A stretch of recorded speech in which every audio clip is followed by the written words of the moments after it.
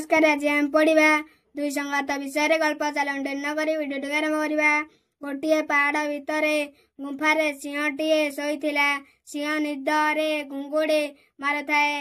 केउठु गोटाए मूषा आसी ताकू दली चकटी पकाइला। हठात सिंहर निद भांगीगला। से तार गोड़र तीक्ष्ण नख साहाय्य मूषा को धरी पकाई कहला, रे पाषांड तते मु खाइबी। मूषाटी डरी जाइथिला।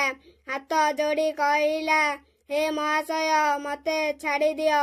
मु निश्चय तुम उपकारे लागिबी। मते टिकी जीवटीए बोली अनादर करनी।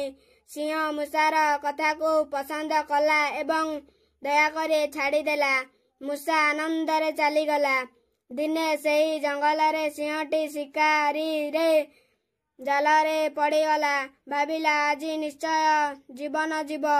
जोग को मूषा सेही बाट देई जाउथिला। देखिला सिंह फास रे पड़ी दुख पाउछि। से दौड़ी जाई शिकारीर फास को टिकी टिकी करी काटिदेला। सिंह जीवन पाई मूषा को निजर संगात भावरे ग्रहण कला। सेही दिनरू सेमाने दुई संगात हेले। मने रख, जिए अन्य को दया करे भगवान ताको साहाय्य करंती। वीडियोटी भल लागिथिले लाइक सब्सक्राइब करंतु। धन्यवाद।